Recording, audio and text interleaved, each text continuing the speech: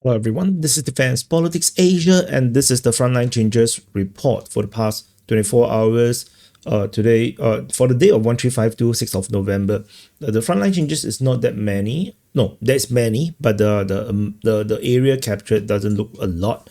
So we're going to jump straight into it as usual from the north. Over the Vovchansk, there is geolocation. The battle for Vovchansk. Russian forces geolocated in a new position, continuing from what they have done yesterday. So they have advanced again, and this expands the Russian control over in the Vovchansk city. The battle for Vovchansk looks like this city is also falling. But I think most of the public seems to ignore it. I would imagine the people on Twitter and whatnot that's following the war, because Pokrov is all the hype, and there's also Kamyanske, right? So Vovchansk is now not really that well talked about. The advance here is probably around 500 meters around there. So that's the frontline change over the Vovchansk.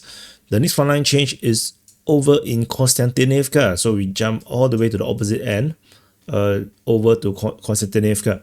And there's frontline changes in the south, actually near the railway line. I'm not even sure if this is considered south. Yeah, so yeah, southeast of Kostyantynivka. And the Russian forces have advanced again, deeper into Kostyantynivka, getting closer to the railway station. So that is the Kostyantynivka one. I trying the new thing. I don't want to zoom in too deep, too big. I mean, don't want to zoom in unnecessarily.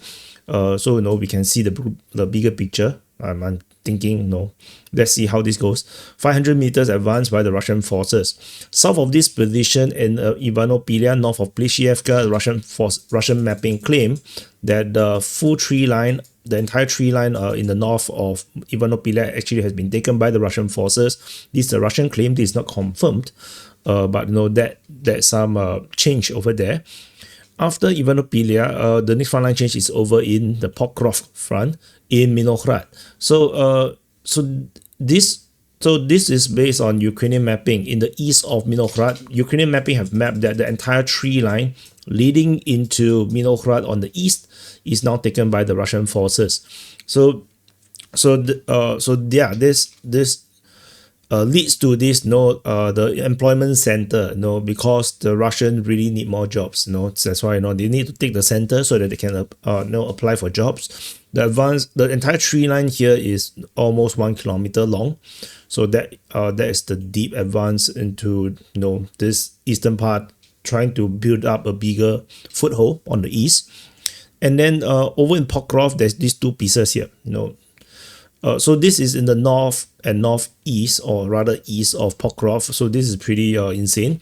So both of these is geolocations. So we have geolocation of Russian forces on two different positions, and this means that the Russian forces have a very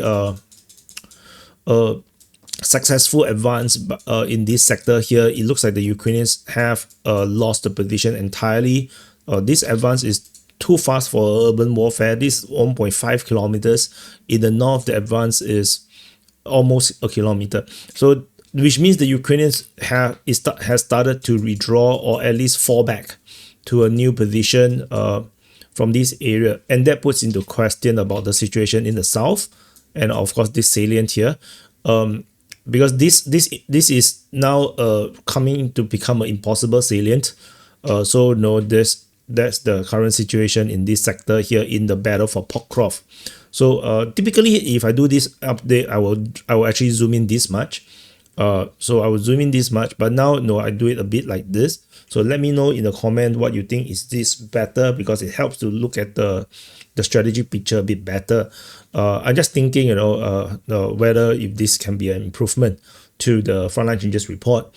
And then after that, we have frontline changes over in Ivanivka. So over in the Komar front, this is Komar, this is Ivanivka. So over in Ivanivka, there is geolocation of Russian forces reaching the cemetery. That is my WhatsApp, it's not yours. I need to mute it. I forgot. I always forget to mute it. Then So Russian forces geolocated here means that they have advanced, and clearly it should be bigger because these are mostly Russian claims. So this claim expands the zone of control with the Russian forces capturing more grounds within Ivanivka, although the Russians have already claimed the full capture of Ivanivka, but we haven't have the corroboration on the claim of capture just yet. So there's the push by the Russian forces. And the advance here from the Ukrainian, the confirmed mapping, it's around 1 kilometer plus. So that's the advance. And then we have frontline changes over at Uspenivka, over in the Hulyaipole sector. So Hulyaipole is over here, Uspenivka is here. So I have covered this in the situation report. Russian forces, according to the Ukrainian mapping, have captured most of Uspenivka, which means the town is likely to fall within the next 1 day or 2 days, by the look of it, because the core of the town is already taken by the Russian forces. So the remaining outskirts, I don't think is possible to be held by the Ukrainians. So I think Uspenivka is a goner now. And this, the fall of Uspenivka would mean that the whole chain of settlements along the river is going to all fall, because this is the linchpin. And there's one last frontline change is over in the Kamyanske sector. So this Kamyanske at the Zaporizhia front and Plavny. So there's some small little update over in the north of Plavny. This is mapped by the Ukrainian mapping. I will zoom in for here. So the important railway exchange, and then their mapping have drawn it in this way. So this means the Russians have full control along this river or lake thingy over here. So they have the full control of the north, which makes perfect sense because this needs to be linked up. And yeah, that's it. So these are all the frontline changes in the past 24 hours. And we'll do some calculation, a simple one. So let's go to Pokrov. I think Pokrov have nice scenery. So where's my calculator? So 0.3 plus 0.78 plus 2.1 plus 2.74 plus 3.26 plus 0.16.